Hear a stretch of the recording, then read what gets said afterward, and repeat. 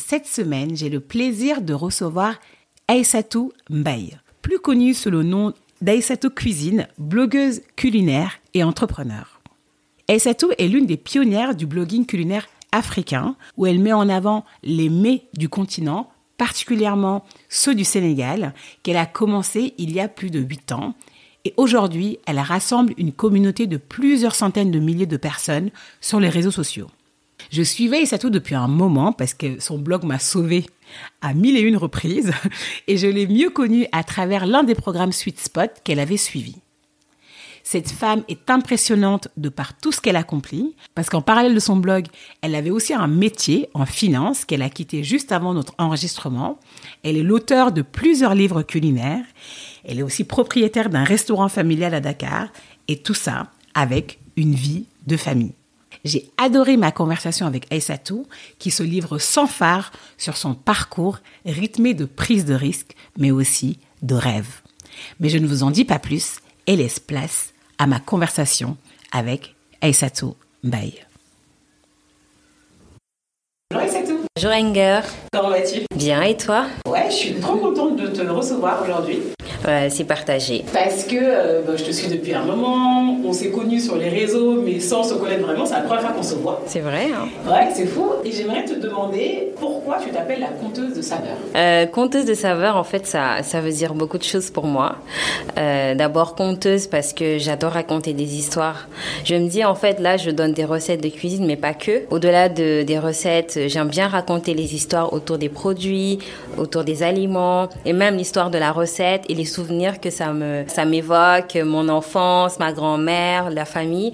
Donc voilà, c'est par rapport à ça, mais c'est surtout moi aussi, c'était une façon pour moi de me réapproprier mon identité, entre guillemets, d'être fière, parce que Mbaye, je m'appelle Aïssatou Mbaye. Mbaye, c'est griot. Gewel. D'accord. On dit Gewel Mbaye, c'est un... Pour ceux qui ne connaissent pas, en fait, au Sénégal, il y a des castes. Oui, c'est ça. C'est des castes, on peut dire. Du coup, Mbaye, c'est griot, c'est ça. Je me dis, en fait, j'adore raconter des histoires, mais en fait, c'est mon héritage. Je suis griotte. Je suis fière aujourd'hui parce que je peux dire que ça n'a pas été le cas quand j'étais enfant. C'était un peu plus en tant que Sénégalaise, la société sénégalaise, on a dit c'est des castes, les griots. Donc, il faut savoir que les castes, c'était en fonction des métiers. Oui. Donc, on va dire griot, bijoutier, etc. Mais c'est comme dans toutes les sociétés, les castes, c'est pas vraiment quelque chose, c'est devenu presque péjoratif. On va te dire, t'es une griotte, parce que oui, c'est vous qui chantez dans les mariages, alors que je m'identifie pas du tout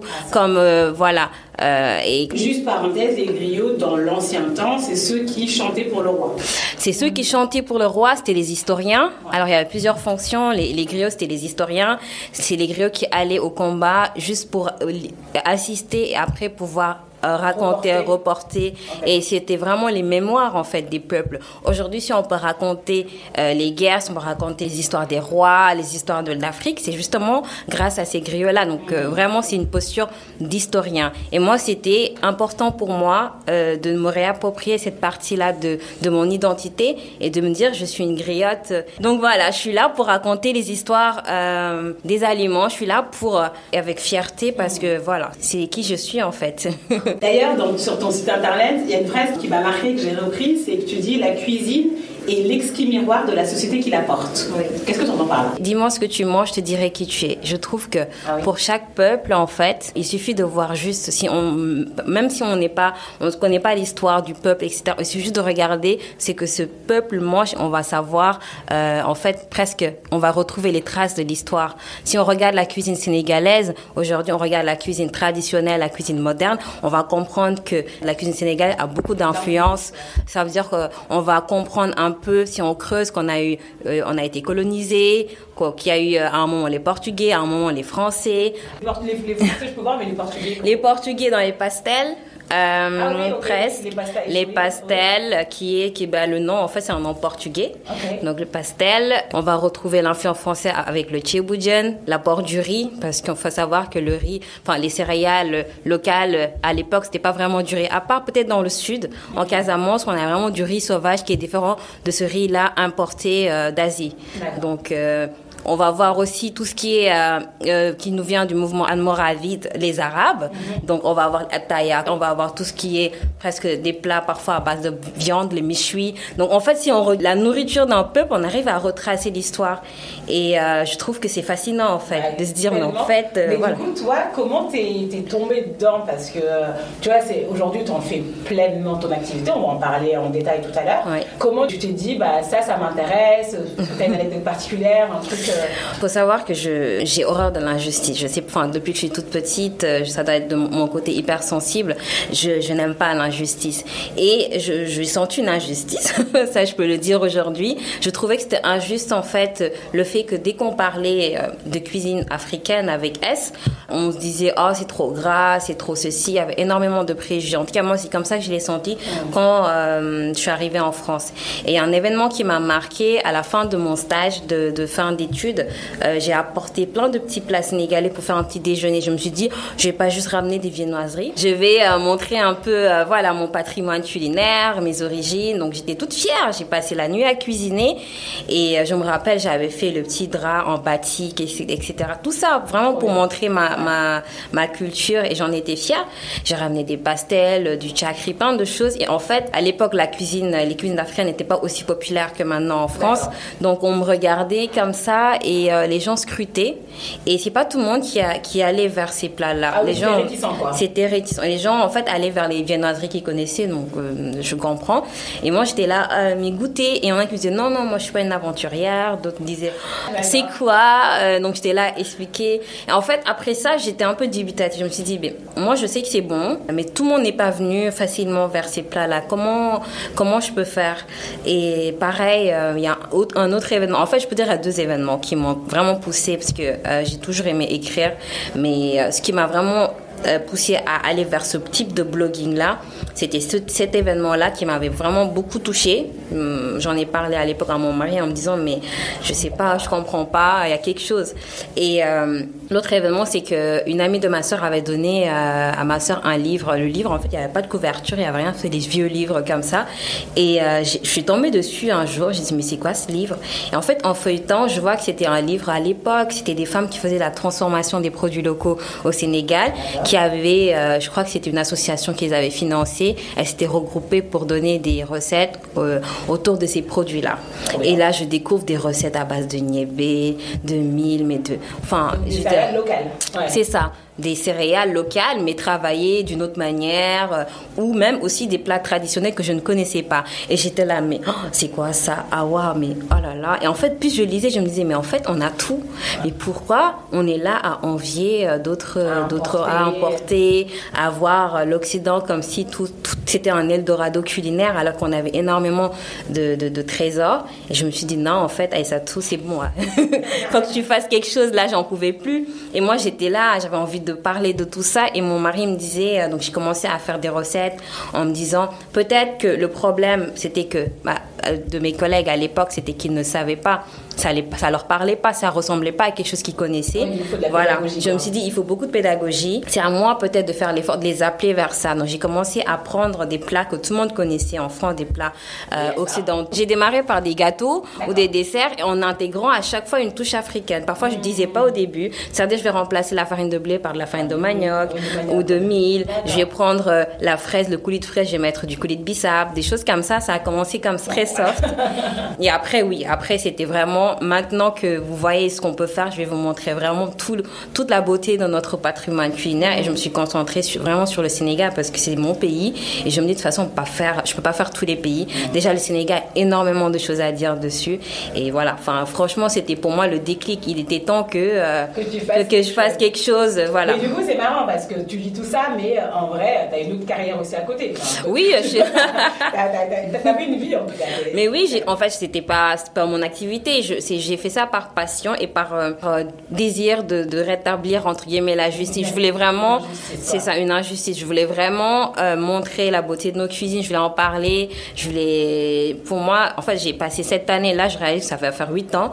J'ai passé, on peut dire, les 8 dernières années à remplir Internet de toutes les recettes possibles. Et en fait, j'aimerais revenir un peu sur ton enfance. Comment tu te décrirais petite? Ouais, cette question, en plus, je me suis posée il n'y a pas longtemps. Oui, parce que, je sais pas, à un moment, je pense, à l'âge adulte, on se dit, mais en fait, est-ce que la petite fille que j'ai été est fière de la personne que je suis aujourd'hui? Est-ce qu'à un moment, il faut se poser pour dire qui j'étais? C'est marrant, j'ai toujours été introvertie. J'ai des phases où je suis, voilà, comme tout le monde, je pense peut-être un peu extravertie, mais je suis très introvertie. Depuis que je suis toute petite. Sauf que j'étais une petite fille intéressante. Moi, même si j'étais introvertie, j'arrivais peut-être à cerner les gens et ça dépend. Enfin, voilà, je pouvais être introvertie, timide avec telle personne, extravertie avec d'autres, mais de ce que je me rappelle, j'étais très bavarde. Je parlais beaucoup. Je parlais. En fait, mon fils, il me fait penser à moi. Je peux te faire une dissertation sur un sujet. Ma mère, elle me disait, dès que je me réveillais, je commençais à raconter ce que j'ai rêvé, une vraie pipelette. À tel point, elle me cachait. Quand les invités venaient, elle me disait, moi, j'étais toute pressée de venir m'asseoir à côté des invités pour raconter ma vie et tout ce qui se passait dans la maison. Tout. Mais j'étais vraiment intéressante. Mais c'est je pense que c'est avec le temps. Je pense que parce que dans mes souvenirs, j'étais pas aussi introvertie que maintenant. Je pense que, et c'est pour ça que je suis en train de faire un peu ce travail-là, de me dire, mais en fait, je suis pas comme ça. Je suis intéressante. Aujourd'hui, je réfléchis que pourquoi. Quand j'étais petite, on m'a trop dit j'attirais l'attention. On m'a trop dit en Wolof tu es wane et j'arrive pas à traduire encore ce mot-là. Ça veut dire un peu effronté, tu prends de la place, tu restes pas à ta place, tu veux un peu espiègle, non? Pas ce sens-là. Moi, c'était wane, tu t'en fais trop. Ah, ok. Aïssatou, t'en fais trop, reste à ta place. C'était surtout, qu'est-ce que t'en fais trop? Tu veux trop faire. En fait, tout ce que je faisais, j'ai l'impression c'était mal perçu par rapport t'en fais trop. Aujourd'hui, je sais très bien le t'en fais trop, c'était quoi. Mais à l'époque, quand t'es jeune, on te dit, voilà, je parlais trop, je racontais trop, je m'exprimais bien à l'époque pour mon âge. J'avais beaucoup de qualité. Mais en Afrique, c'était la petite là, faut la compter toi. Et je crois que de fil en aiguille, j'ai appris à me dire, mais en fait, il faut que je me canalise ou il faut que je me cache. Enfin, il faut que je me maîtrise et que je diminue un peu tout ce que j'ai envie de dire. Et voilà, ça a fait une adulte aujourd'hui qui est très introvertie. Honnêtement, même parfois on me dit, mais ça tout, prends ta place, parle, vas-y, ose briller. Mais c'est difficile parce que tu te dis, mais en fait, si tu le fais, après, on va encore te reprocher d'avoir pris la place. Oui, mais on s'en fout des autres, non? Oui, on s'en fout. Mais je pense qu'il y a eu trop d'années. Mais du coup, c'est une déconstruction. C'est une déconstruction que j'ai commencé à quelques années et qu'aujourd'hui, voilà, j'arrive à en parler avec facilité. Mais voilà, c'était. Je suis une adulte introvertie, mais je sais que. Enfin, souvent, quand je parle, après, on me dit, mais en fait, tu dis des choses intéressantes. Et oui, mais. Oui, mais. Je suis, voilà, mais c'est vrai que c'est pas évident. Donc, j'étais une petite fille, une vraie bavarde, qui aimait bien s'exprimer, qui avait un grand talent pour l'écriture. J'écrivais tout. Depuis que je suis toute petite, j'avais un journal intime, je racontais ma vie. Franchement, vraiment, au vrai sens du terme. Je me faisais des films, j'écrivais. Je me rappelle, à 12 ans, j'avais écrit un roman avec une amie. À l'époque, on voulait nous publier. Et encore une fois, en Afrique, on m'a dit non, mais t'es trop jeune, va à l'école, pourquoi, bref. Ouais. Donc, ça s'est pas fait, mais j'ai toujours écrit. Je me rappelle mes dissertations, mes rédactions à l'époque, parce qu'en primaire, c'est rédaction. Les profs, ils me les rendaient pas. Ils me disaient, ou parfois, on me demandait de le lire devant la classe tellement ils aimaient bien ma plume. Et aujourd'hui, je me dis, mais en fait, je suis en train de revivre tout ça, parce que tout ce que j'ai essayé, ces talents-là que j'essayais de diminuer ou de cacher, ça se reflète, en fait. Tu rêvais de quoi quand tu étais petite? Est-ce que tu rêvais du coup d'être écrivaine ou pas du tout? Non, je voulais être médecin. Rien à voir. Je voulais être médecin écrivain peut-être. Alors l'écriture, je sais pas si je voulais écrire des livres. Je sais que j'ai toujours voulu écrire. Je me suis toujours dit, mais je le voyais pas comme un métier vraiment. Moi, je me suis dit, j'allais écrire des livres, c'est sûr. Et je me voyais médecin parce que j'ai toujours voulu être utile. Honnêtement, dans ma tête, là, quand je me vois petite, quand les gens se posaient des questions, moi, c'était la fin dans le monde. C'était comment je peux sauver les gens. Enfin, moi, ça m'a toujours marqué, la pauvreté, la fin dans le monde, les guerres, plein de choses comme ça. je suis hypersensible, donc bon, maintenant je le sais, mais quand t'es jeune, quand t'es petit, tu sais pas. Toi, tu vas juste t'absorber, juste que tu sais que la fin dans le monde, ça te touche. Là, les petits enfants dans la rue, les talibés, ça te fait mal. Voilà.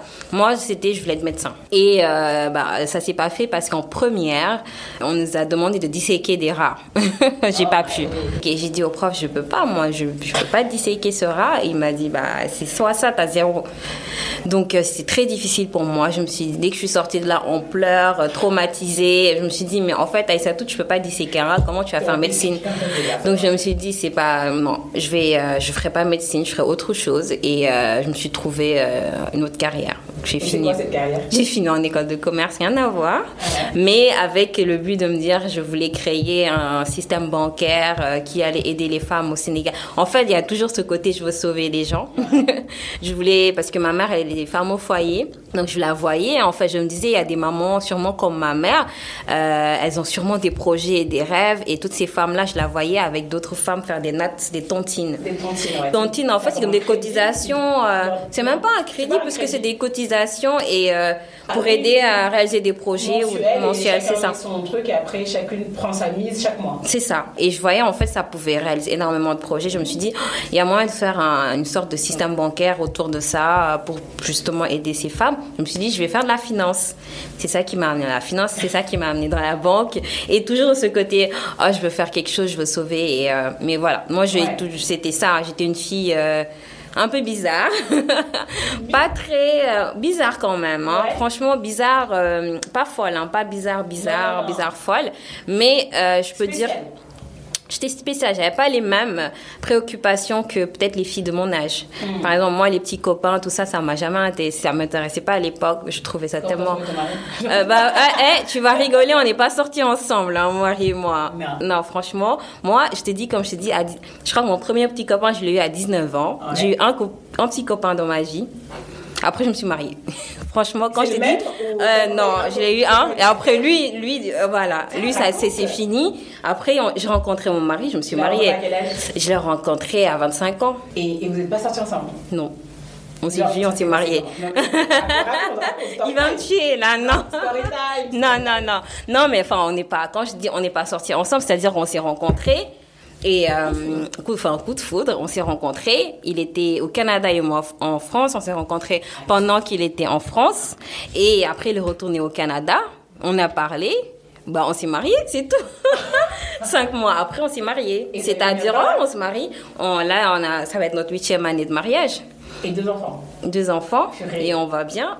Oui, je sens que mais pour nous, c'était vraiment, voilà, on s'est vus, je sais pas, on se correspondait. Et voilà, 5 mois pile, hein, je crois qu'on s'est rencontrés au mois d'octobre et en avril, il est allé demander maman. Enfin, donc voilà, moi, je fais jamais les choses. Mais hyper intéressant. Ah non, mais je pense que j'ai jamais fait les choses comme tout le monde. Hein. Franchement, si je regarde ma vie, ça se voit. T'as fait cette carrière dans la finance. Oui, dans la finance. Et parallèlement, du coup, tu as lancé ton blog. C'est ça, parallèlement, j'ai lancé mon blog en 2015. Oui, 2015, tu as lancé ton blog et du coup, ton blog avance. Et moi, la question que je me posais, c'est, tu as déjà géré un blog? Parce que ton blog, il est quand même fourni. Hein. C'est pas un petit blog, c'est pas un truc que tu... Non, c'est pas un petit blog. C'est ce blog, ça me prend du temps. Ça prend énormément de temps. T'as quitté ton entreprise quand il y a pas longtemps. Hein. 1 mois. J'ai fait ça pendant 8 ans, t'as fait ça. Comment tu t'organisais? Comment tu gérais? Alors, le blog, je l'ai fait grâce à l'aide de mon mari. D'accord. Merci, mon cœur. Du coup, moi, à l'époque, comme je te disais, je me disais comment je peux faire toutes ces questions que je me posais pour montrer que notre cuisine, elle est belle, bref, plein de choses. Il m'a dit, mais en fait, t'adores écrire, mais fais un blog. Donc, lui, il est développeur. Donc, c'est lui qui me dit, fais un blog. Mais à l'époque, j'y pensais pas vraiment. Il me disait, pour moi, j'allais encore écrire, râler, voilà, ou même râler dans mon journal, j'en sais rien. Je faisais beaucoup de journaling.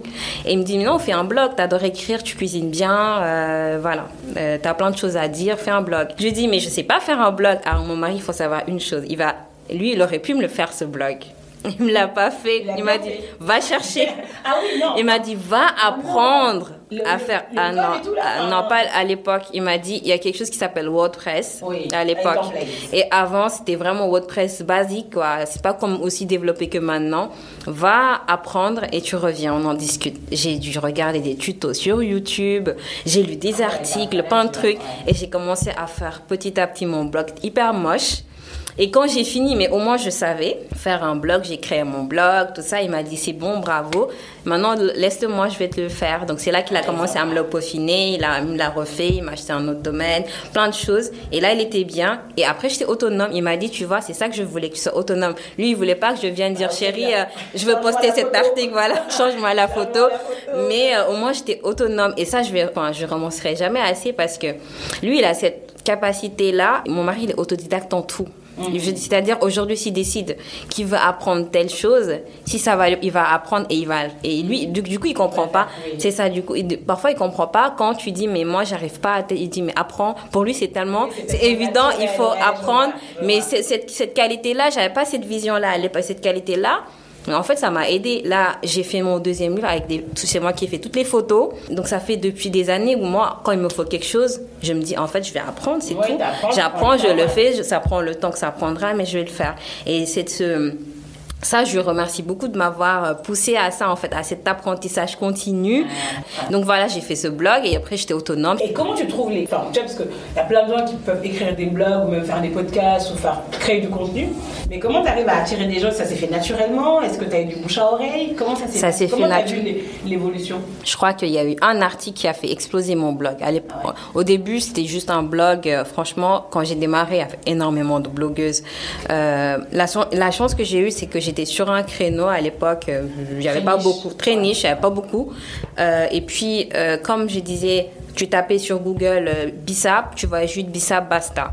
Et comme moi, je crois que j'ai travaillé le Bissap de toutes les manières possibles, confiture, voilà. Donc moi, boum, c'était sur les premières pages, tu tapais Bissap, tu trouvais gâteau Bissap, confiture, coulis, cheesecake, milkshake, bref. Les gens venaient en fait, disaient, ah, mais c'est quoi cette recette? Donc ils venaient sur mon blog, j'ai pu avoir du trafic comme ça. Mais vraiment, ce qui m'a fait vraiment, qui a fait connaître mon blog, c'est un article que j'avais rédigé à l'époque. J'en avais marre que tout le monde pense que dans les cuisines africaines, on utilisait les cubes. Et alors que pour moi, c'était pas indispensable. Les recettes de Nokas sont incroyables.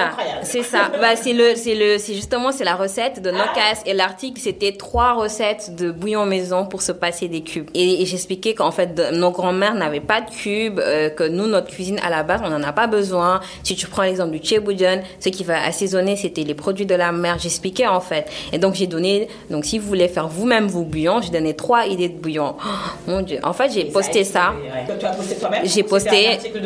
C'est mon article. J'ai rédigé ça. Ouais. Je l'ai posté. Et là, bon, je commence à recevoir des messages. Oui, Aïssa, tout ton blog marche pas. Je fais comment ça? Je regarde et le blog a craché. Là, je dis, mais comment ça? Alors, moi, j'étais toute petite. Là, je crois que j'avais 1 an de blogging à l'époque. Je viens, je dis, mon mari, le blog marche plus. Il me dit, bah oui, ça a craché. J'ai dit, mais comment ça a craché? On se connecte. Il me dit, bah oui, il y a eu 17 000 personnes qui se sont connectées en même temps. Je lui dis, 17 000? Wow. Quoi? Et là, je regarde. Il me dit, mais c'est fou. Bah, non, là, il me dit, Aïssa, tout c'est bon. Il faut qu'on augmente maintenant la capacité ton blog. Là, c'est fini. C'est plus comme avant, un tout petit blog. Donc là, imaginez, j'ai fait une communiqué et tout. J'adore. Une communication, oui, désolé, c'est ça. Le blog a craché. Excusez-moi. C'est ça. Mais on est en train de travailler dessus. Je me suis dit, jamais j'aurais pensé que j'en arriverais là. Et là, à partir de là, l'article a été repris plein de fois par d'autres personnes. On a vu les photos presque partout. Les gens partageaient, même des grands blogueurs, etc. Ouais. Et ça m'a donné un peu, voilà. L'interview est complètement dégoûtée. Ah non, c'est pas grave. Vous allez le retrouver, c'est pas grave. Donc, le blog crash, donc tu continues à faire ton blog, oui, etc. À côté, t'as ton travail. J'ai toujours mon travail. Ton travail, tu deviens manager, je pense. Oui, je deviens manager, maman aussi. Oui, maman, donc, il faut gérer. C'est ça. Comment tu gères ça? Parce que est-ce que le blogging, par exemple, dans la semaine, ça te prend combien de temps? Je ne m'occupais pas du blog. En fait, j'étais obligée de répartir mes journées par rapport au blogging. Ouais. Donc, j'ai eu quoi? Je me disais le week-end, c'est pour le blog. Donc, le week-end, je cuisinais. Je prenais des photos et on mangeait ce que je cuisinais. Parce que voilà, ça... allez, on perd pas. Et une organisation comme ça, et donc la famille servait de goûteurs et de testeurs. Et le week-end, donc j'écrivais les articles dans le métro. Ok. Quand j'allais au boulot, comme j'ai pris les photos tranquillement le week-end et tout, enfin dans le métro, enfin les gens ils écoutent, lisent des livres, moi j'écris mes articles. Et à un moment c'était devenu très très très dur parce que en fait même quand j'étais aux toilettes, j'étais en train d'écrire parce que je devais maximiser tout mon temps. Et non, en fait ça je le recommande à personne parce que le blog, franchement à un moment ça m'a coûté quand même tout ce temps-là parce que j'avais, donc tu l'as dit, j'étais surtout avec l'arrivée de mon premier enfant, donc j'ai eu quoi, le blog, mon boulot, donc j'ai eu un poste à responsabilité. Je suis passée à manager avec deux grosses équipes dans la banque de finances, des reporting réglementaires, énormément de pression, le stress. Moi, je voulais pas lâcher mon blog. Je me suis dit, je vais continuer parce que pour moi, c'était important d'être constante, voilà. Là, c'est bon, je peux me permettre de plus poster tous les lundis, je sais que les gens seront là. Mais il y a quelques années, il fallait, pour avoir une communauté, parce que une communauté, ça se construit avec la constance et sur une longue durée. C'est pas comme ça. Maintenant, oui, on voit du snack content, les gens, ils ont plein de followers, mais à l'époque, et même maintenant, je trouve qu'il y a une différence entre followers et communauté. Pour avoir une communauté, une vraie communauté, ça se construit sur la durée. Tu dois leur donner quelque chose, leur apporter quelque chose. Et pour moi, c'était un rendez-vous le lundi. Et je postais ma recette. Donc, les gens savaient que le lundi, il y avait une nouvelle recette sur le blog. Et c'était important pour moi de garder ce rendez-vous-là. Donc, je restais sur ce lundi-là. Mais c'était très dur. Franchement, comme je dis, dans le métro, j'avais l'impression qu'en fait, j'avais plus de pause. Même pendant mes pauses, je répondais aux commentaires. Parce que les gens, quand tu réponds pas, mais ils répondent pas les messages, les commentaires. Et puis, les gens, des fois, ils se filmaient en train de cuisiner. Ils m'écrivaient, Aïssatou, j'en suis là. Alors, je fais comment? Mais en fait, les gens, ils voient pas ce qui se passe en coulisses. Toi, quand tu m'écris, tu penses que il y a que toi qui m'écris. Des fois, je dis aux gens, mais en fait, vous m'écrivez, vous n'êtes pas les seuls à m'écrire. J'ai 160 000 sur Facebook, j'en ai 92, du coup, enfin 94 sur Instagram. Déjà, j'ai peur des 100 000 sur Instagram. Je dois être la seule qui ne veut pas arriver à 100 000. Pourquoi? Non, c'est dur. En fait, moi, je tiens, comme je t'ai dit, à cette notion de communauté. Et je trouve que j'ai perdu la main de ma communauté sur Facebook. Dès que j'ai atteint les 100 000, j'arrivais plus à répondre aux messages. Là, j'appréhende les 100 000 sur Instagram. Tu prends pas une communauté? Non, c'est pas. Je me dis en fait, ce sera pas moi qui va. Je vais pas répondre. Ce sera pas moi qui vais répondre. Et les gens, ils ont envie de me parler. Donc, voilà, ça prend le temps que ça prendra. Je dis parfois, je clique, je like et je dis, j'ai vu ton message. Je te reviens et je vais répondre peut-être une semaine après. Là, t'as quand même des trucs où tu fais des réponses automatiques. Désolé pour les gens, mais. Ah bah sur Facebook, j'ai dû faire ça. À 100 000 followers, j'ai mis un message. Si c'est important. Oui, mais tu peux faire un message automatique qui paraît pas. Bah j'ai fait un message sympa. Tu me donneras les astuces. Mais oui, c'était compliqué à gérer ça, plus vie de famille, plus un bébé, un enfant de bas âge et le boulot. Moi, c'était surtout ça en fait. Et j'avais des responsabilités de tous les côtés. De tous les côtés. Et comment t'as survécu à ce? Je sais pas si j'ai survécu. J'ai eu un burn-out. Ouais. Je le dis. J'ai un gros burn-out, surtout après je me suis rajouté encore une difficulté. J'ai ouvert un restaurant au Sénégal. Donc tu ouvres en 2019. En 2019. Le décembre 2019. Et ça, du coup, moi j'ai plein de questions sur ça parce que tu ouvres quand même un restaurant à Dakar alors que tu es à Paris. Oui, ouais. Tout va bien. Oui. Tout va bien. Tout va bien. C'est moi, ça. Voilà. Et du coup, j'ai vu aussi que tu y pensais depuis 7 ans. Depuis que je suis en école de commerce, oui. Et raconte-moi. Oui, alors depuis que je suis en école de commerce, donc là, comme j'ai dit, j'avais envie de faire finance, je veux sauver le monde, je veux faire ma banque et tout ça. Donc je vais en école de commerce, je me spécialise en finance. Et là, on nous demande de rendre un projet, il fallait créer un concept qui réunissait plusieurs facteurs, c'est-à-dire il devait avoir un volet social, ça devait être quand même, l'idée devait être une bonne idée, presque de l'innovation, mais surtout une bonne idée, et ça devait être viable, rentable, tout ça, sur long terme. Donc à l'époque, moi, j'avais mon blog, et le gros souci de mon blog, c'était quoi? Moi, je donnais des recettes à base de produits locaux. Donc, des produits locaux du Sénégal, des produits qui étaient faits par des agriculteurs ou par des femmes qui faisaient de la transformation des produits. Sauf que plein de gens, savaient pas comment les utiliser. Donc, la réponse était mon blog. Mais ceux qui étaient au Sénégal et qui avaient envie de découvrir ces plats-là, comment ils faisaient? Et moi, je me disais, le blog, ça suffisait pas. J'ai envie de montrer qu'on peut aller plus loin. Tangible. Qu'il y a un blog, mais aussi ces plats-là, en fait, encore une fois, pourquoi envier les produits importés? Pourquoi pas faire tout ce qu'il y a en Occident, mais avec nos produits? Donc, dans la même logique que mon blog. Et moi, je voulais faire quelque chose avec ces femmes-là. Elles m'avaient marqué. Comme je t'ai dit, ce livre m'avait beaucoup touchée. Moi, je voulais vraiment que les produits de ces femmes-là soient utilisés parce que je les voyais nulle part, presque au Sénégal, à part quelques boutiques, mais on les utilisait où? Ça m'avait touchée. Donc, encore une fois, mon truc d'injustice, là, ça...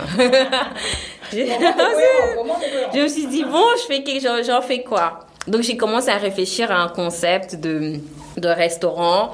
J'ai mis trop d'idées dedans. Donc, c'était un concept de restaurant à thème qui allait utiliser les produits de l'agriculture. Donc, on allait travailler directement avec les agriculteurs et avec les femmes là qui faisaient la transformation des produits locaux. Donc, on allait, dans notre restaurant, utiliser ces produits. Circuit court, éco-responsable, commerce équitable. J'ai rajouté une chose que j'ai pas encore pu faire. C'était les menus étaient presque sponsorisés des associations. Donc, ça, j'ai pas encore pu faire parce que... Donc, c'est-à-dire que tu prends un menu et en fait, si tu prends... une partie qui est reversée. Donc ça, c'était mon côté, les enfants de la rue qui m'avaient marqué. Et après, bref, rentable aussi. C'est ça. Donc, j'en suis pas encore là pour pouvoir le faire. Mais ça me tient à cœur. Pour le moment, ce qu'on fait, on leur distribue les invendus. On donne les invendus chaque soir à ces enfants. Mais voilà. Donc, j'avais vraiment tout ce qui me correspondait et la suite du blog. Et donc, c'est resté dans ma tête. Mais à la fin, je me suis dit, j'ai rendu le projet. C'était une forme de concours. J'ai eu le deuxième prix et le coup de cœur du jury. Donc, j'ai eu deux prix. Donc, après, j'ai rangé ça tranquillement. Je me dis, mais attends, t'es folle, c'est toi un restaurant, tu vas trouver où l'argent? T'es une étudiante, t'as pas d'argent, t'as pas d'héritage. Enfin, bref, tu fais comment? Je l'ai rangé tranquillement. Et en fait, donc, en plus, j'ai dit à l'époque, j'avais mon blog, j'avais même pas mon blog à l'époque, en fait. C'était tout ça, en fait, c'était vraiment en prémisse, c'était vraiment, moi, ça me touche, tout ça, il faut que je... Mais c'est marrant ce que je dis, parce que tu vois, souvent, les projets qu'on fait comme ça en école, où on te demande de faire un peu ce qu'on veut, qu'on fait spontanément, c'est souvent ce qui reste. Mais c'est ça, en fait, parce que on te demande de creuser en toi, et finalement, ce projet te ressemble tellement que tu dis, mais c'est ça, mon projet de vie. Donc voilà, moi mon projet de vie c'était ça et je l'ai rangé en me disant un jour peut-être quand je serai riche, je ferai ce resto et donc je l'ai rangé. Après j'ai fait le blog, j'ai écrit un livre de cuisine et en fait à l'époque, moi, le rêve était tellement gros, je me disais, je vais jamais y arriver, c'est énorme, il faut beaucoup d'argent. Et en fait, en faisant ces petits pas-là vers ce rêve, mais plus j'avançais, plus ça me paraissait moins gros. Donc, j'ai fait le blog qui, au début, c'était timide, après, qui marchait bien. Donc, je me suis dit, il y a quand même de l'intérêt. Après, j'ai écrit un livre de cuisine, toujours dans ce même dynamisme, en fait, de se dire, je vais, promouvoir les produits et tout ça, qui a bien marché. J'ai eu un prix international. Je me suis dit, j'aurais jamais pensé écrire un livre et avoir un prix international. Je pense que c'est pas bête cette idée-là. Je vais encore avancer. Et là, je me disais, mais en fait, le next step, c'est quoi? C'est le resto. J'ai fait le blog, j'ai fait le livre. Il faut que le resto prenne vie. Mais comment je peux faire maintenant pour que ce resto... Je suis toujours pas riche. Ça va venir.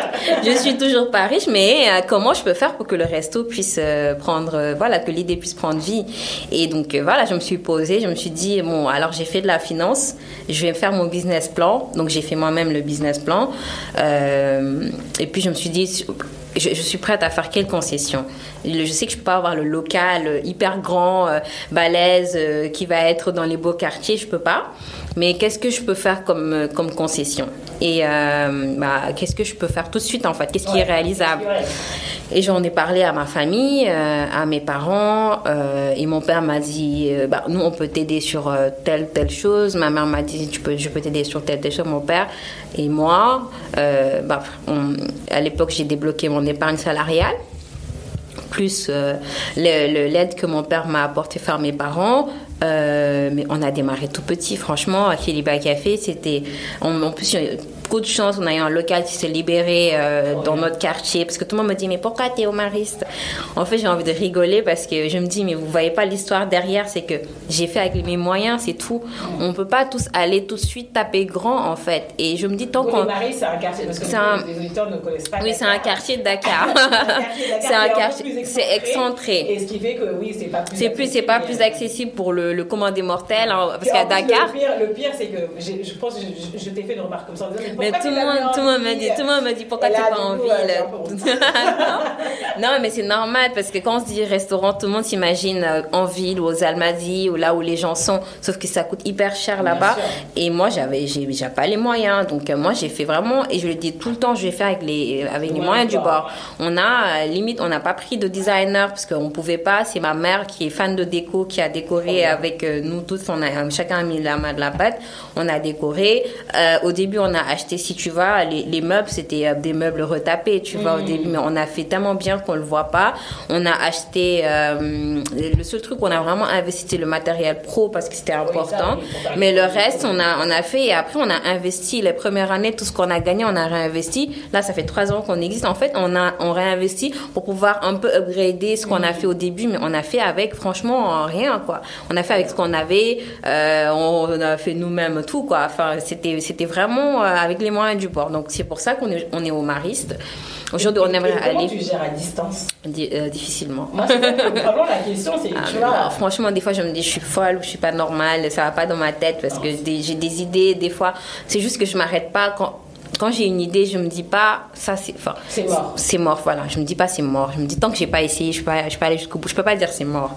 Là, pour moi, c'était important que Kéliba soit au Sénégal, et parce que c'était... Moi, je voulais, comme je l'ai dit, je voulais circuit court, travailler avec les producteurs locaux. Donc, du Sénégal, plein de choses. Aujourd'hui, je sais que je peux le faire d'une autre manière en France, mais voilà. Moi, c'était important parce que c'était la terre-mère, entre guillemets. C'est là où j'habitais, mes origines. Et moi, je voulais montrer qu'on peut faire exactement ce qu'on peut retrouver en Occident, mais avec les produits, voilà, localement. Donc, le mot local était important pour moi. Donc, il fallait que ça soit d'abord au Sénégal. Et comme ma famille est là-bas, mes parents sont toujours au Sénégal, je me suis dit, j'ai quand même... J'aurais de l'aide. J'ai du soutien, j'ai de l'aide. Mes parents sont très impliqués dans la vie de Kéliba Café. Ma mère, c'est elle qui gère, c'est une marieur, c'est elle qui gère tout. Et ça lui fait en même temps, parce que comme une femme au foyer, là, elle a son voix, elle est contente, elle va accueillir les clients, et puis les clients aiment bien aller voir ma mère, ça fait vraiment family business, vraiment. Et voilà, elle s'entend avec les clients, c'est elle qui gère parfois avec les fournisseurs, c'est intraitable en négociation, elle arrive à avoir des prix que nous, on n'arrive pas, donc vraiment, elle est impliquée, et je me disais, bon, mais c'est dur. Ouais. Et c'est quoi la suite de Kéliba? Voulez-vous, pour l'instant, vous... Alors, Kéliba, la suite, déjà, on aimerait avoir un local un peu moins excentré parce que, voilà, tout le monde nous le dit et c'est vrai. C'est notre faiblesse. Ouais, fallait bien commencer. Faut toujours commencer. Moi, je dis tout le temps aux gens, en fait, faut pas s'arrêter sur j'ai pas d'argent. L'argent, ça peut être un frein, mais en fait, il y a toujours un moyen de démarrer. Et puis, je trouve que maintenant, avec, tu sais, les success stories à l'américaine et tout, on a l'impression que on réussit tout du jour au lendemain. Les gens ont moins la patience de faire des petits pas et d'arriver vers leur rêve. En fait, ils se disent non, mais moi, il faut tout de suite. Tu travailles 1 an, tu réussis pas, tu as l'impression que tu as arrêté ta vie alors que tu n'as fait que 1 an. Je crois que c'est Steve Jobs qui disait que il faut 10 ans pour une réussite du jour au lendemain. En fait, toi, tu travailles 10 ans en coulisses, on te... voilà, tu sors, on dit, mais du jour, ouais, lui, il débarque de nulle part. Mais non, pendant 10 ans, il a tramé, il a eu des échecs, il a raté plein de choses. Même le gars de Facebook le disait. Je vais pas dire son nom parce que j'arrive pas jamais. J'écorche tout le temps son nom. Il le disait, il a eu plein d'échecs avant Facebook, mais les gens s'arrêtent sur Facebook parce que c'est sa réussite. Donc, c'est toujours comme ça. Les petits pas, en fait, on les voit pas. Et moi, je suis très confortable avec l'idée de faire des tout petits pas. C'est pas grave. Je suis une Saint-Lucienne, on marche doucement. On fait des petits pas. Et on se dit, ok, on y arrivera. Ça prendra le temps que ça prendra. Et Kéliba, c'est ça. C'est pas un grand, c'est pas dans l'ennemi. Voilà. En tout cas, ça se développe. Ça se développe, ça fait son petit nom, son petit bonhomme de chemin. voilà, on travaille et on travaille dur pour pouvoir avoir quelque chose de plus grand et qui va aller plus vers le Kiliba de mes rêves. Mais pour le moment, pour moi, c'est déjà énorme d'avoir pu réaliser ce rêve-là et que des gens... que ça représente quelque chose, parce que franchement, des fois, je reçois des messages des personnes qui me disent mais j'y suis allée, c'est une fierté. Bref, c'est moi, vraiment... Moi, je peux encore aller, j'avoue. mais tout le monde, franchement, à Dakar, les maris, c'est compliqué pour beaucoup de personnes. Mais après, moi, j'habitais là-bas, donc ça me fait... c'est mon quartier. Mais ouais. Tu as parlé de tes parents. Quelles sont les valeurs qu'ils t'ont transmises qui forgent la personne que tu es aujourd'hui? Je dirais que ma mère, j'ai dit que c'est une mariée, ma mère c'est une battante. Elle, je crois que, mais la dernière fois mes soeurs lui ont dit, en fait tu sais que Aïssatou, elle est fan de toi. Elle dit, je le sais. Elle raconte tout le temps, parce que tout le temps dans mes anecdotes, il y a toujours ma maman, etc. Comme elle lit pas, parce que ça me suit pas sur les réseaux sociaux, elle sait pas. Donc c'est mes sœurs qui dénoncent. T'as vu la dernière fois, elle avait raconté ça. Mais oui, c'est mon héros. Pour moi, c'est mon modèle. Je pense que moi, j'ai jamais été grand à part peut-être Harry Potter, J.K. Rowling. Je crois que j'ai jamais eu vraiment j'étais pas fan de tel chanteur ou je sais pas quoi. J'avais pas des posters chez moi. J'ai jamais eu vraiment Moi, c'était en fait ma maman, je la voyais, franchement, elle se levait le matin, elle s'occupait de nous parce qu'elle était femme au foyer. Mais pour moi, c'était une warrior. Je la voyais.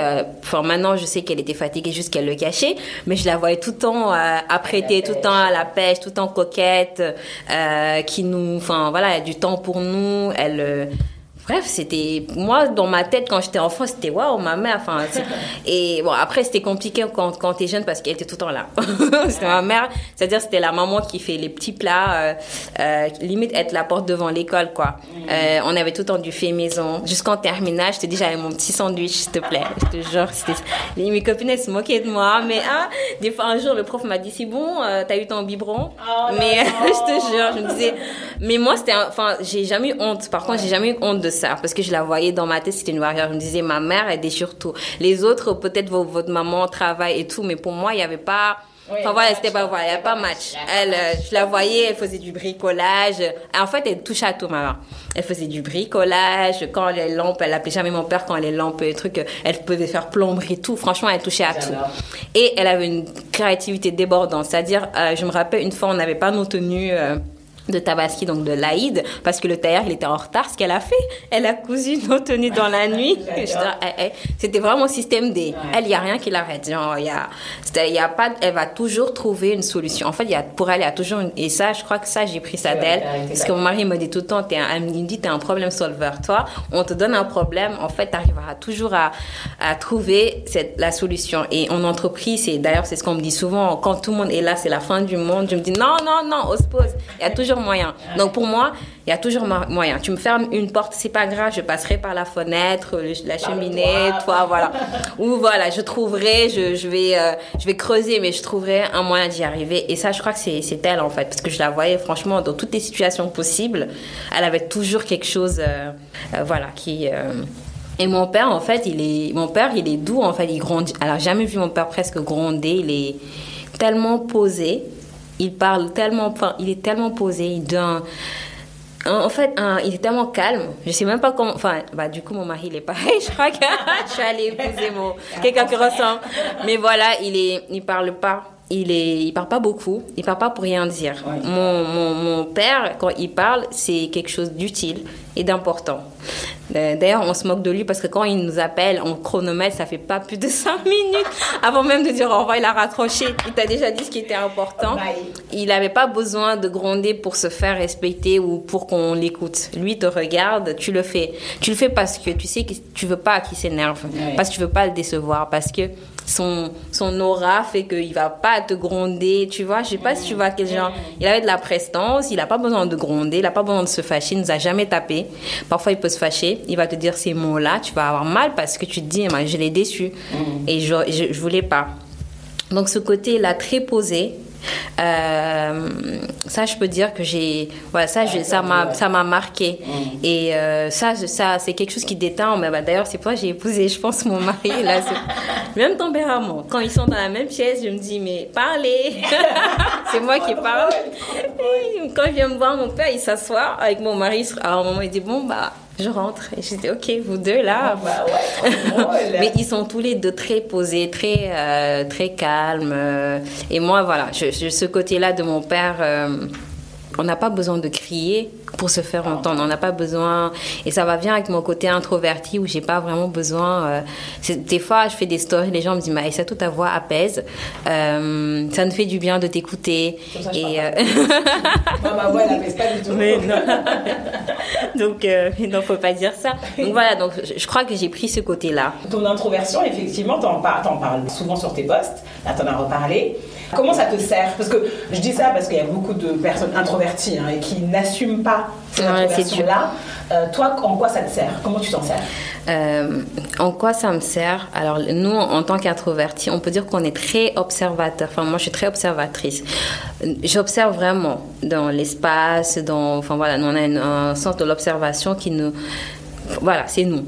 Donc le fait quand les gens viennent, ils sont là, nous, enfin on a un besoin de se poser, de voir un peu l'espace, de s'imprégner. Et ça c'est important. Ça fait que par exemple en entreprise, moi on me dit souvent quand tout le monde est là à parler, moi je suis là, j'écoute. Ça fait qu'on est vraiment des personnes, on a généralement des introvertis en grand sens de l'écoute. On écoute beaucoup. On n'est pas les personnes à parler en premier. Par contre, on en écoute tout le monde et après, on arrive un peu presque à synthétiser, à dire, bon, voilà, voici ce qu'on a dit, ce que chaque personne a dit. Et on arrive à synthétiser, donc ça fait qualité. Et du coup, dans ton business, aujourd'hui, tu penses en quoi ça t'aide? Je dirais que pendant longtemps, je me suis cachée en me disant, en fait, les gens vont me trouver peut-être pas... d'un ennui, voilà. Parce que je me disais, je suis introvertie, ça fait... Parce que, voilà, moi, j'ai toujours... C'est pas sexy, oh là là, qu'est-ce qu'elle a... Enfin, parce que les gens pensent que c'est vrai, je me cache parfois. Maintenant, je fais je fais plus de stories, je fais des photos et tout, c'est ça. Mais voilà, pendant longtemps, je me suis cachée et j'avais toujours ce côté-là, que les gens soient déçus de me rencontrer ou de me voir. Et en fait, non, finalement. À chaque fois que je parle ou que je fais des stories, j'ai tout le temps un message mignon. T'es où? Tu devrais plus faire, t'es trop adorable, t'es ça. Et en fait, ça fait vraiment ce côté touchant, voilà. Les gens me disent souvent, t'es touchante. Et on est aujourd'hui dans un monde où les personnes ont besoin de savoir avec qui ils vont dealer, avec qui ils parlent, avec qui ils traitent. Donc, c'est important. Et le côté introverti, en fait, ça rassure. Les gens pensent que être introverti, c'est un défaut, mais ça donne un côté très rassurant. Ça donne un côté, on a confiance en toi. Et voilà, on est des gens fiables, on est des gens en qui les gens peuvent avoir confiance, on est à l'écoute, c'est énorme, c'est très important dans la société actuelle. Surtout que maintenant, il y a de plus en plus besoin d'authenticité. Bien sûr. Là, aujourd'hui, pendant longtemps, là, on était dans du fake et tout maintenant. Et là, les prochaines années, tous les business qui vont émerger, qui vont réussir, c'est des business où les gens, en tout cas, où il y a vraiment de l'authenticité. On commence à la voir sur tout ce qui est éthique. On est plutôt dans les valeurs maintenant. On est plutôt... Là, c'est plus, capitalisme, ok, mais on est dans les valeurs. Capitalisme avec beaucoup de valeurs. Les business à valeur, à histoire, et surtout les business authentiques. Authentiques, c'est-à-dire qui ont du sens, qui montrent qui tu es, mais voilà, que ce soit avec tes batailles, tes combats, et voilà. Donc moi, je pense qu'introverti, c'est ça, c'est juste, c'est pas un défaut, il faut faire attention, c'est pas de la timidité. Introverti, c'est qu'on est en nous, on a besoin d'un temps pour aller vers les autres, et le plus important, je pense, c'est de savoir qui on est et surtout de respecter qui on est. On ne va pas se forcer. Exact. Moi, je sais qu'au début, je me disais, mais il faut que je me force. Mais non, en fait. Surtout que les gens sont là avec surtout à un moment, tout ce qui était développement personnel. On te dit, il faut le mindset. Et puis, tu as l'impression qu'en fait, il faut que tu changes ta personnalité pour coller. Non, en fait. Tu peux être introverti. Et moi, non seulement je suis introvertie, mais j'ai même pas une grande confiance en moi. Et ça, je le dis des fois aux gens, tu n'as pas la confiance en soi. Parfois, ça peut pas. C'est un frein sur des choses, pas t'empêcher de réaliser tes rêves, de t'avancer. Et comment tu la cultives cette confiance? Que le fait je me dis à chaque fois, le fait d'identifier quelque chose, tu l'as réglé à moitié. Moi, je considère. En tout cas, oui, c'est vrai. Quand t'en es consciente, c'est déjà bien. Mais du coup, comme tu le sais, comment tu le développes? Comment tu essaies de le cultiver, de le développer? Ouais, c'est pas. Alors, franchement, je pense que la confiance en soi. Je crois que c'est le plus dur pour moi. Je pense que j'ai dû développer ou déconstruire plein de choses là depuis pour avancer. Mais cette confiance, elle est pas. C'est quelque chose qui se travaille, je pense, sur plusieurs années. J'ai fait beaucoup d'efforts, honnêtement. Là, je suis devant toi, je te parle. J'ai fait énormément d'efforts, comme accepter les compliments. Pendant longtemps, j'expédiais quand quelqu'un me disait, mais vraiment, c'est j'expédiais le compliment, quoi. Tu me dis, Aïssatou, t'es jolie. Oh là là, j'arrivais même pas à dire merci. T'es jolie, pour moi, c'était, oh là là, j'essayais de me cacher. Limite, je voulais, mais non, qu'est-ce qu'elle raconte, ou limite, c'était pire, tu me disais, t'es jolie, ou t'es ceci, et moi, je trouvais le moyen de me rabaisser alors que tu viens de me faire commentaire, mais non, ça, c'est parce que j'ai mis du maquillage, mais non, ça, c'est le filtre, non, tu vois, tout le temps, des choses comme ça. Sur le long terme, Voilà. Pareil, mon travail, on me dit, oh, t'es trop douée en ça. Je dis, mais non, tout le monde sait le faire, ou des choses comme ça. Maintenant, j'accepte. Quand quelqu'un me dit, je dis merci. Et j'accepte. Plein de choses comme j'essaie d'accepter, et même parfois me poser pour me dire, ok, Aïssatou, voici ce que t'as fait ça. C'est bien. Faut que c'est l'exemple que tu donnais avec le blog, oui, avec c'est ça. Le resto. T'as fait le blog, t'écris, t'as eu des prix. C'est à un moment donné, il y a moyen c'est ça. À un moment, il faut accepter. À un moment, c'est ça. Et t'acceptes. Tu fais plein de petits pas, mais il faut aussi se poser pour savourer tes victoires. Savourer tout ce que tu as fait, en fait, parce que tout le monde n'écrit pas tous les jours des livres, tout le monde, donc tu as fait ça. Tu pensais pas le faire, tu l'as fait, maintenant accepte et savoure. Et après, il y a des moments de doute, comme il y a des moments où je dis, oh là là, mais voilà, il faut. Mais du coup, ces moments de doute-là, tu me dis que tu as quitté ta boîte il y a 1 mois. 1 mois, ouais. Tu vois, il y a cette notion de traverser le désert que tu connais. Ouais. Parce que du coup, tu avais fait l'atelier. J'ai fait l'atelier, en plus, je me rappelle, ça faisait partie de mes objectifs. Je me disais, il faut vraiment que je quitte mon travail, quoi. Et du coup, tu avais fait l'atelier, on va parler de l'atelier, mais c'était quoi cette traversée du désert? Si tu peux la résumer. Moi, à un moment donné, c'est la friction, parce que tout à l'heure, tu parlais justement d'avoir plein de casquettes à la fois. C'est ça. Et à un moment, c'était, en fait, je fais trop de choses. Et j'avais l'impression que je me divisais en 1000, que je donnais un bout de moi à plein de gens, à tout le monde, en fait. Mon travail, la famille. Et en fait, je trouvais que je me suis oubliée. À un moment, je savais plus vraiment, moi, est-ce que j'écoutais mes besoins? Qu'est-ce que j'avais envie de faire? Et ça a été, je pense que ma traversée du désert, c'était surtout ça, apprendre à écouter mes besoins. Qu'est-ce que j'ai envie de faire là maintenant? Ce que je faisais pas. Moi, je crois que je faisais des choses parce que soit c'était il fallait le faire. J'avais beaucoup ce côté presque devoir. Là, je parlais d'injustice, mais j'ai vraiment ce côté, il faut que je le fasse, c'est un devoir pour moi.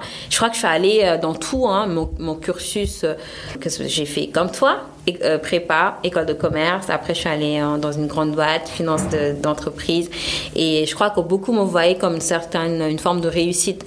Et je me rappelle une fois, en discutant avec quelqu'un, donc moi, à 30 ans, je crois 28 ans, j'étais manager, je gérais 2 équipes. J'avais un poste quand même qui était assez prestigieux. Et puis, j'étais une femme noire aussi en France. Et j'étais la plus jeune de mon équipe. Donc, je gérais des gens qui avaient parfois l'âge de mon père, quoi. Donc, c'était pas évident. Il y avait là aussi beaucoup de défis que j'ai relevés. En fait, j'allais parce qu'il fallait le faire. Et à un moment, ce poste-là, même notoriété, je peux avoir la notoriété sur les réseaux sociaux. Tout ça, là, que les gens mettaient dans un package, ça correspondait peut-être pas à moi, à ma vision que j'avais de la réussite. Quand les gens me disaient, en fait, presque pour les gens, qu'est-ce que je devais encore chercher? Une fois, quelqu'un m'a dit, mais Aïssatou, regarde, t'as un restaurant, t'as fait un livre, ce que tu voulais, t'as un mari, t'as des enfants, tu quand même, t'es manager, tous les trucs. Je te jure, ça fait peur. Ouais. Et te donne tous les trucs. Et après, dis, mais limite, tu veux quoi en plus? Et toi, t'as honte de te dire, mais en fait, je connais ça. C'est pas... Ça, c'est ta... Voilà, tu peux pas... En plus, c'est même pas se plaindre. C'est juste... Voilà. Est-ce que ça... C'était la vision de la réussite. Est-ce que pour moi, c'était ça la réussite? Est-ce que j'étais... Et là, on parle de la petite fille que j'étais. Est-ce que la petite fille que j'étais, elle se voyait comment est-ce que elle se voyait là? Est-ce que je me voyais dans un bureau? Voilà, est-ce que j'ai sauvé le monde? Est-ce que je suis pas médecin, mais est-ce que je suis en train de sauver? Est-ce que j'apporte quelque chose au monde? Est-ce que le matin, quand je me couche, enfin le soir, quand je me couche, j'ai contribué à un monde meilleur? Ou, enfin, c'est peut-être trop bateau ce que je dis, mais moi, c'était important et j'ai réalisé qu'en fait, j'avais ce besoin-là, depuis que je suis petite, d'aider, d'apporter quelque chose, d'avoir de l'impact. C'est ça qui a fait que j'ai fait mon blog, que j'ai ouvert ce restaurant-là, le Keliba Café. Et ça, je n'arrivais pas à le retrouver dans mon travail. Je le retrouvais dans Keliba, dans le blog et peut-être dans d'autres choses. Mais aujourd'hui, le travail, c'est-à-dire ce poste-là de responsable dans la banque de finances, en fait, je contribuais pas à un monde meilleur. Je contribuais pas. J'avais pas d'impact. À part peut-être mes collègues que je manageais, mais j'avais pas l'impression, ça ne me nourrissait pas.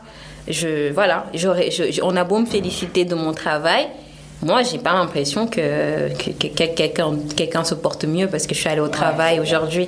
Et qu'est-ce qui t'a fait parce que tu vois, il y a ce truc qu'on se dit, ouais, j'ai quitté ma boîte.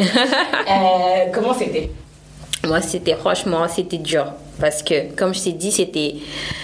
En fait, je pense qu'on scénarise trop, enfin, on idéalise trop le fait de partir. Surtout, post-ADEME, tu pars, on a l'impression que c'est bon, après, c'est la fête, olé, olé.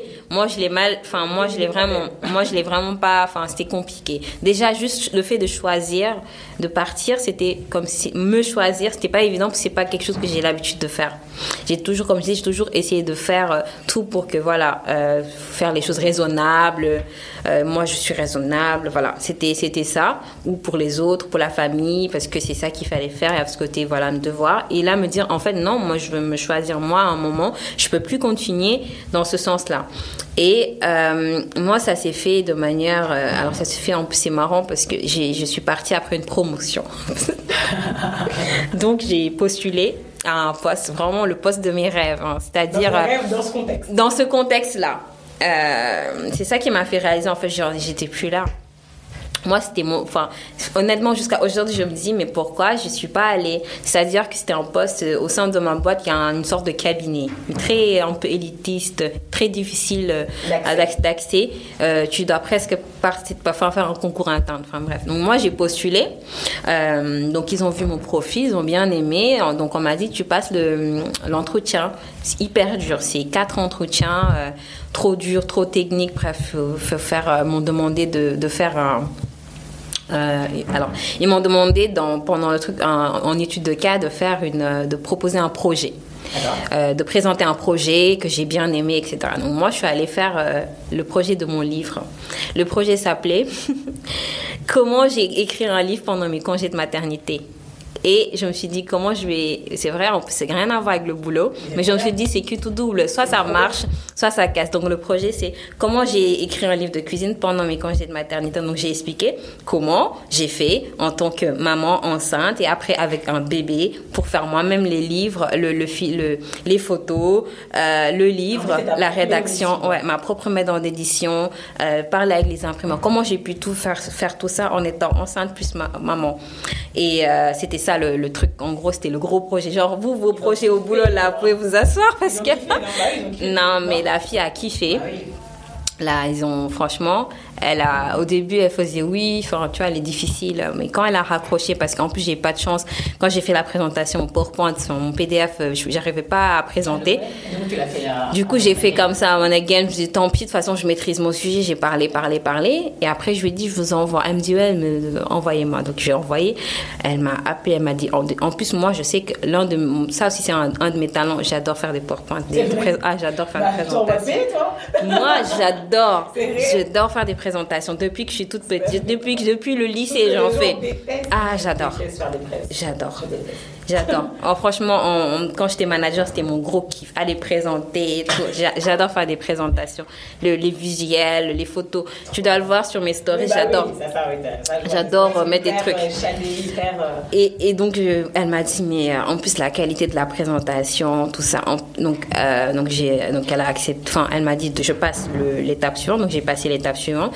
Et en fait, plus je présente, plus j'avançais, en fait, plus je me dis, mais en fait, au début, je pensais que j'allais être excitée profité parce que déjà, je me dis, c'était dur, je suis arrivée. Donc, le jour où on m'a dit, t'es acceptée, t'as le poste, t'as passé tout le truc, j'étais... Ah ouais? J'ai dit à mon mari, je l'ai eu. En fait, j'étais déçue de l'avoir. Je sais pas, c'était trop bizarre. J'étais presque déçue.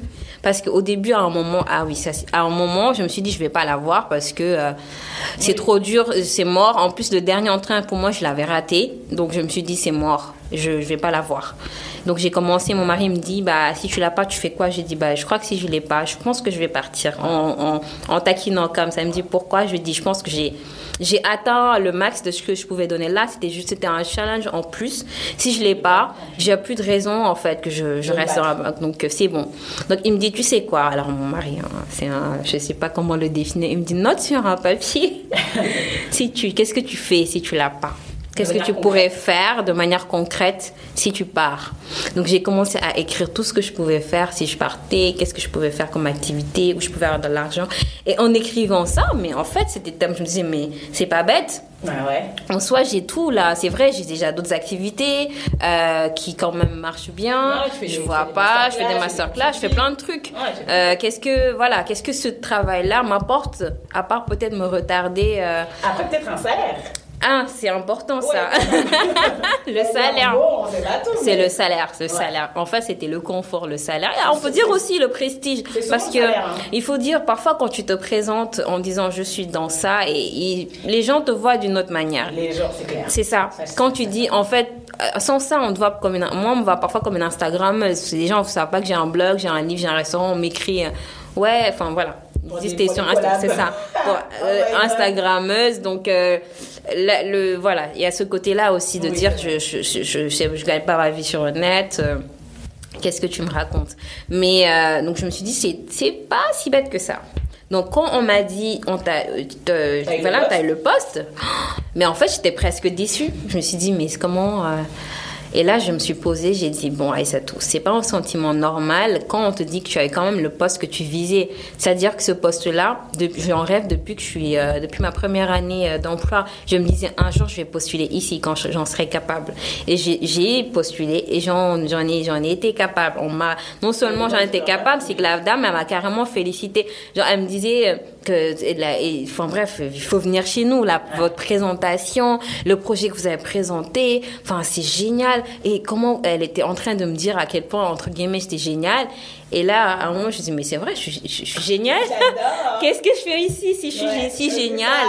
C'est pas, je me gâche là. Si je suis si géniale, mais qu'est-ce que je fais encore ici? Pourquoi j'ai pas présenté un projet dans le cadre du boulot? J'en ai des projets importants. Voilà. Impact financier ou j'en sais rien. Mais moi, je suis allée présenter comment j'ai fait un livre en étant enceinte. Donc, en fait, tout ça voulait tout dire. Donc, en plus, comme je parlais avec toute cette passion-là, quand je parle de cuisine, tout ça, je me suis dit, mais ça, tout, c'est bon. Et là, j'ai dit, bon, voilà. Au revoir. Mais là, ça fait un mois, comment tu te sens? Là, le premier mois, ça a été dur. Là, je sors vraiment, là, je commence à relativiser. Mais le premier mois a été vraiment dur. C'était pas évident. Dur parce que moi, je suis quelqu'un d'habitude, je prépare tout ce que je fais, j'ai besoin je planifie. Je suis très organisée de ce côté-là. Je me dis, et là, c'était moins organisé, le truc le moins organisé que j'ai fait. Je suis partie, quoi. C'est ça. C'est-à-dire, en fait, si je pars pas maintenant, c'est maintenant ou jamais. Ça fait des années que je me dis, je reste. Et il y a cette question que mon mari m'a posée. Il me dit, quand j'ai été acceptée. Et même lui, on dirait qu'il savait. Il m'a dit, OK, t'as été acceptée. Tu sais, c'est pas parce que t'es acceptée que t'es obligée d'y aller. Je lui ai dit, oui, c'est vrai. Il me dit, maintenant, qu'est-ce que tu as envie? De quoi tu as envie? J'ai dit, mais quoi? Il me dit, tu sais très bien ce que je dis. Ouais. Il me dit, pour une fois dans ta vie, fais quelque chose parce que tu veux, pour toi. Fais les choses pour toi. Mais pas parce que tu dois les faire. Parce qu'il me connaît. Marie, il est sage. Quand je dis c'est mon... Là, il est vraiment... Faut pas trop parler de lui. Voilà, c'est ça. Ouais, tu pourras couper. Non, en plus, j'en parle pas beaucoup. Je crois que c'est le mood, là, avec les lumières et tout. Je suis en mode confident. Mais lui, non, franchement, il est... Voilà. De quoi t'as envie? aujourd'hui. Et en fait, c'était ça, j'avais envie de tester d'autres choses. J'avais envie d'aller plus dans ce côté. Vous voyez, quand on a fait l'atelier, même moi, je me disais. Oui, mais qu'est-ce qu'elle fait Mais oui, mais en fait, les gens même le disaient. C'était incroyable. Enfin, t'avais ton histoire, t'avais tout, t'avais. Et puis, parce qu'en fait, je me demandais, mais pourquoi t'es venue à l'atelier? Justement, l'atelier, c'était il y a moins d'1 an, je crois. Un peu plus. Un peu plus? Plus d'1 an. C'était justement après mes congés c'était pendant mes congés de maternité. Ouais, j'avais pas encore repris le boulot et je me demandais est-ce que je reprends le boulot ou pas. Okay. Donc j'ai fait l'atelier pour justement voir, et en fait ce qui a ressorti c'était l'écriture, la cuisine, encore l'histoire. Et je me disais est-ce que c'est assez fort pour que je laisse de côté mon travail, parce que quand même le travail, comme tu as dit, il y a le salaire, le confort, beaucoup de choses, et est-ce que je suis prête à renoncer à ça pour aller vers autre chose c'est pas sûr. Enfin, l'entraîneur, c'est pas encore, voilà. En réalité, t'as quand même une communauté qui est assez fidèle. Oui. Tu fais des choses. C'est vrai qu'il y a pire. Tu t'arrives à générer un peu de. Là, j'arrive. Après, la vie est bizarre. Hein. Je crois que quand j'ai déposé Madame, j'avais 3 mois de préavis. Donc, je me suis dit, j'ai 3 mois pour préparer mes choses. Donc, j'avais fait mes choses bien, tout ça, mon rétro-planning, enfin bref. Et bim, le premier jour c'est-à-dire le premier jour d'entrepreneuriat, mon client qui m'avait dit, OK, oui, en plus, un gros client, je devais bosser, je crois, 3 mois sur son truc, et du coup, j'étais bien, quoi. Bam, il me lâche. J'envoie le mail, oui, bonjour, bonne année, consulting en marketing culinaire. Ouais.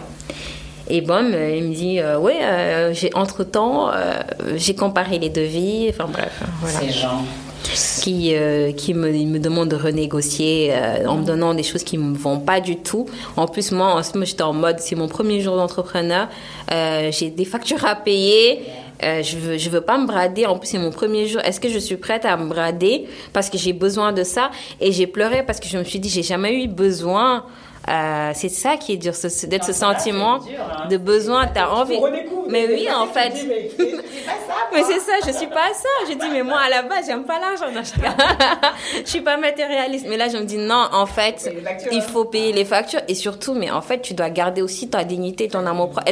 À quel point t'es prêt à aller pour payer les factures? Voilà, c'est ça. Est-ce que je dois connaître ma valeur? Est-ce que je suis prête à me brader à ce point-là? Non, je me suis dit non, Aïssatou, non. Donc je lui ai dit merci, voilà. Déjà, j'ai pas apprécié le fait d'avoir dit oui et maintenant de dire non. Bien, ouais. Et donc c'est non. Donc je lui ai dit au revoir et je me suis dit maintenant, Aïssatou, pose-toi. Qu'est-ce que tu fais là, ton client là, qui avait dit oui et qui allait financer tes temps de mois, là c'est mort, il est parti, qu'est-ce que tu fais? Et voilà, donc heureusement j'ai fait des masterclass quand même qui ont bien marché et qui marchent bien. Et masterclass sur le batch cooking, j'en fais sur l'organisation en cuisine qui sont souvent complets, et donc ça m'aide beaucoup. Et en fait le plus dur c'était moi, là j'en parle, mais j'en ai pas parlé à ma communauté. J'ai dit à personne en fait que je suis à temps plein maintenant. Et limite je me rappelle, j'avais besoin de vendre. J'avais besoin de vendre des livres. Limite, mais je me suis dit, il faut que je garde la même façon de communiquer. J'avais pas envie de dire. Besoin pour financièrement. Mais oui, parce qu'il fallait que les gens achètent ces livres-là qui étaient sur le truc. Tu vois, moi, je l'ai acheté naturellement. Tu vois? J'avais pas envie de sonde, j'avais pas envie de manger. Enfin, j'avais pas envie d'aller dans ce côté. Oh, s'il vous plaît, achetez, j'ai besoin de manger. Après, j'en étais pas là.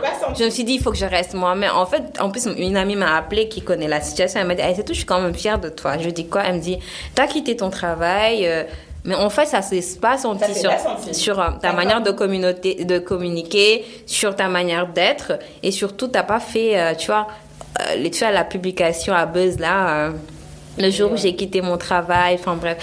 Mais c'est parce que je trouve comme je t'ai dit, on romantise trop le fait de quitter. Et derrière, il y a une réalité. On se retrouve sans rien déjà, et surtout. C'est pas facile de quitter. C'est comme si tu quittes quelque chose. Même si moi, à un moment, j'avais presque une relation toxique avec mon travail, mais c'est un travail et on renonce à tout ce à ce modèle-là, en fait, qu'on connaissait. Quand on va à l'école, c'est pour après avoir le bac, après faire des études, après avoir un travail. Et dire au revoir à ce travail-là, si tu remets en question presque tout ce que tu as fait là depuis que tu es en maternelle, c'est très difficile. Et tu te poses et on te dit, en fait, maintenant, c'est quoi ma carrière? Moi, avant, tu me demandais de me définir. Je mettais mon travail dedans. Je vais te dire, je suis ça. Je suis manager, je gère 2 équipes. Non. Là, je peux pas plus placer ça. Derrière, maintenant, je suis qui? Voilà, c'était vraiment très difficile. Et je me rappelle, j'ai dit à mon mari, mais voilà, j'ai plus de travail. Qu'est-ce que je fais? Il me dit, mais c'est une bonne transition pour la première question. C'est la notion de sweet spot, dont je parle beaucoup, qui est aussi le nom du programme. En quoi tu te sens à ta place aujourd'hui? En quoi tu te sens dans ton sweet spot? Aujourd'hui, en fait, j'ai l'impression que je me suis réconciliée avec moi-même sur ce côté de Aïssatou, je te vois et j'écoute tes besoins. Parce que mes besoins, pendant longtemps, je les écoutais pas. C'est-à-dire, moi, je faisais pour, comme je l'ai dit, parce que je voulais pas faire de mal à telle personne. Voilà, j'étais la fille gentille qui voulait. D'ailleurs, voilà, c'était ça.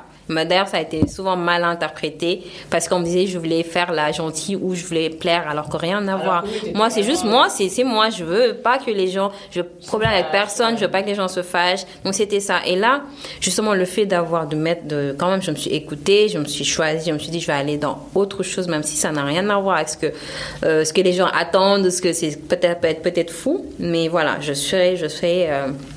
mais je suis à ma place parce qu'aujourd'hui, moi, quand je reçois, par exemple, en faisant déjà les masterclass sur comment aider, comment s'organiser, pour avoir, moi, été très, très, très occupée, très, comment ça s'appelle?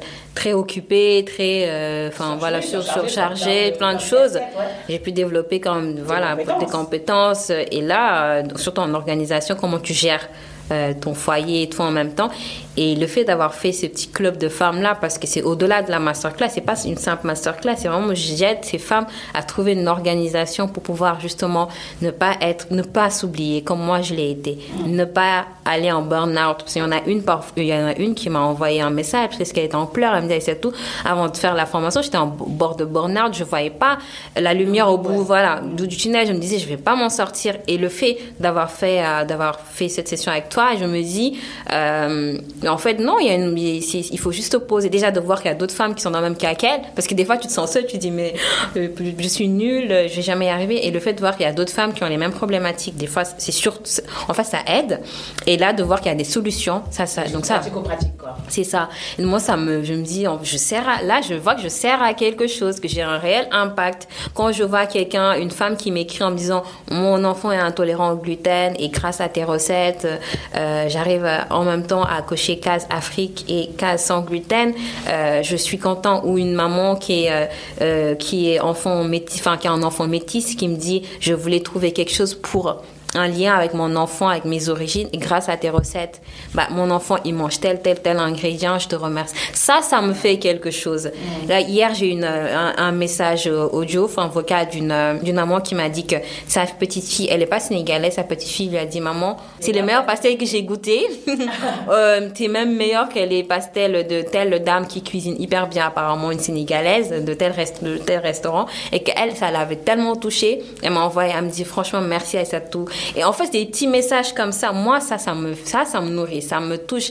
Même si, c'est pas pour le moment, c'est pas les revenus. Ça me touche. Ça, quand je me couche, je suis contente. Je me réveille, je suis excitée en me disant aujourd'hui, quel message je vais recevoir, ou aujourd'hui, quel impact je vais avoir sur la vie de tel truc, quelle idée de recette je vais faire, qu'est-ce que je vais développer. Là, je redécouvre ma créativité. Alors, pendant longtemps, presque à un moment, je pouvais plus créer de recettes, j'étais trop fatiguée. Là, je retrouve, j'ai déjà fait la liste de tous les livres que je vais écrire les prochaines années.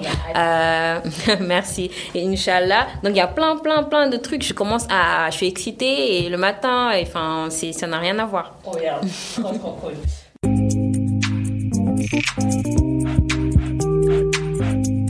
Là, je vais passer sur les questions usuelles du Tammy de Gatémery. On va répondre rapidement parce que j'avoue, je te kidnappe là. Non, il n'y a pas de souci.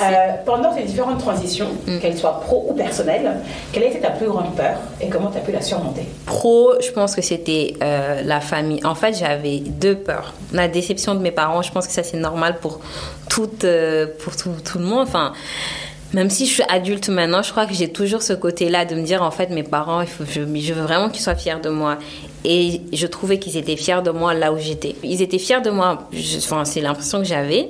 Et je me disais qu'ils allaient, s'ils savaient que j'avais quitté ce travail, parce que pour eux, j'étais à l'abri, ils allaient être déçus. Mon père, sa réaction ça m'a vraiment réconfortée. Il a eu une réaction très normale, je ne m'attendais pas. Hein. Il m'a dit, j'entends ce que tu me dis. Et voilà, il a formulé des prières, voilà. Donc, va. Ma mère, c'est pareil, elle m'a dit, je te préfère heureuse que, voilà.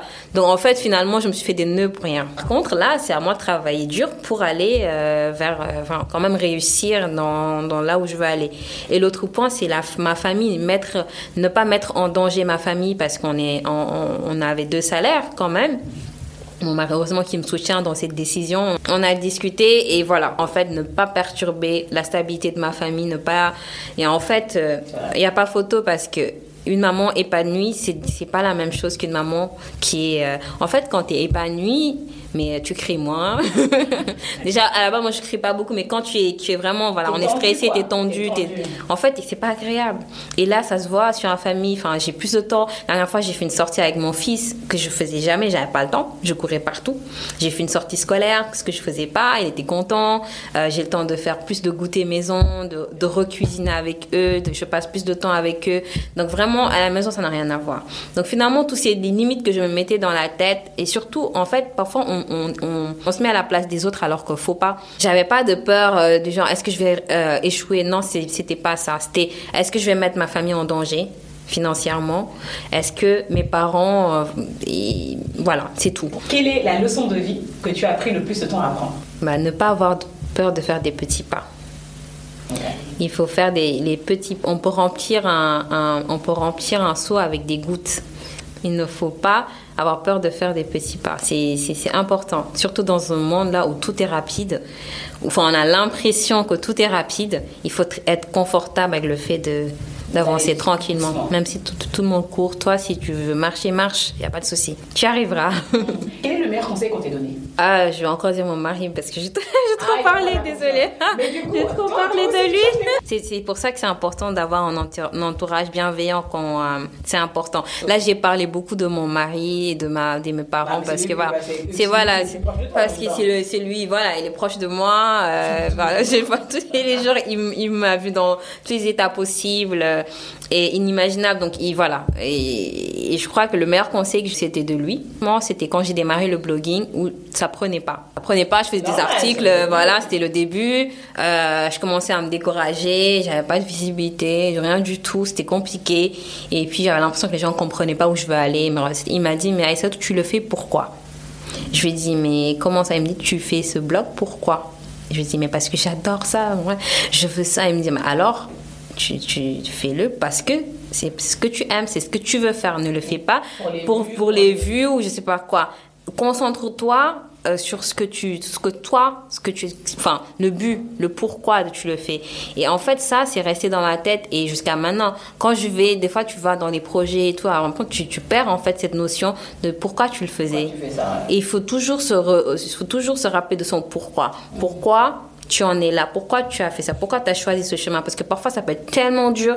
Je me suis dit, j'ai envie d'abandonner. Moi, tous les jours, j'ai envie de faire mes Kélipa Café parce que j'en peux plus, parce que à Dakar, c'est compliqué, je m'arrache les cheveux. Mais je me dis, mais pourquoi je le fais? Est-ce que je le fais pour la notoriété? Est-ce que je le fais pour tel truc? Et la réponse, c'est non. Je le fais parce que j'aime ça, je le fais parce que ça dépasse ma personne, je le fais parce que au-delà de ça, il y a tel ou tel truc que je...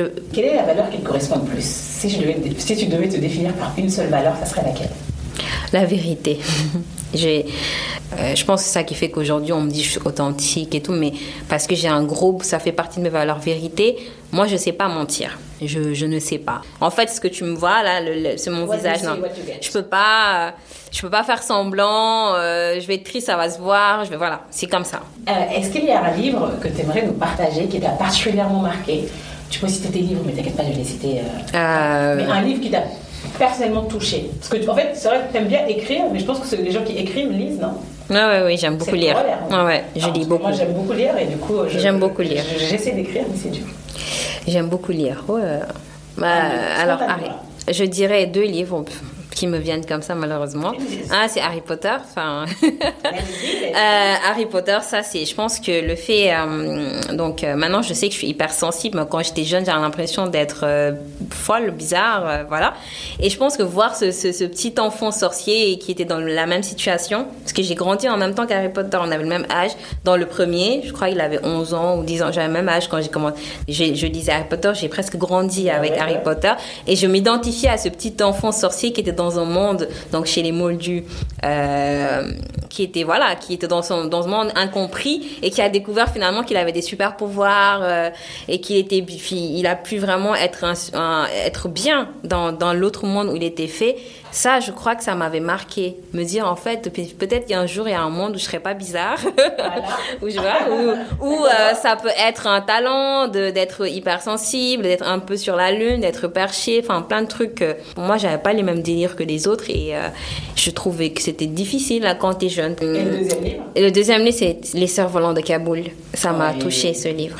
Ce livre, ça m'a touché. Je pense que l'autre, c'était vraiment, ce livre, ça m'a vraiment perturbé, ça m'a touché, mais en plein fouet. C'est personne qui l'a cité dans le podcast. Ah oui? Je pense que c'est Elisabeth Moreno. D'accord. Magnifique ce livre. Il me semble. Ce livre m'a vraiment sur l'amitié, le devoir, il y a tellement de notions. Moi, ce livre, je vais jamais l'oublier. Là, je vais le relire, tiens. Il est magnifique, ce livre. Parce que moi, je l'avais lu il y a quelques années.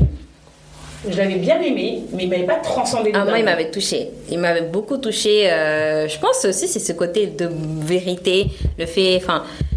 Est-ce que tu as un mot de la fin? Quelque chose que je t'ai pas demandé, ou même une chose que tu veux dire, tout simplement. Je me suis tellement lâchée que là, je vais stresser quand je vais rentrer.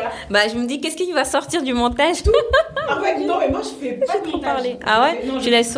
Ouais, mais écoute ça. Je coupe juste les bugs, si on tousse, mais je fais très peu de montage. Non, je pense que je pense que c'est comme c'est un podcast, mais je crois que je me suis tellement, je vais dire, c'est les lumières. Je vous raconte, parce que vous voyez pas. Il y a une ambiance très décontractée, très zen. Donc voilà. Mais j'ai beaucoup aimé. Parce qu'en fait, on a creusé, je crois que on a parlé de tout et, je crois que c'est la première fois qu'on me demande de parler de mon enfance, de la personne que j'étais quand j'étais enfant. Je crois que j'en ai jamais vraiment parlé. Non, c'est intéressant parce que finalement, je réalise que ça explique en fait la personne que je suis, mes folies et tout. Et j'ai beaucoup aimé cette discussion. Merci beaucoup, Aïssatou. Merci à toi, Anger.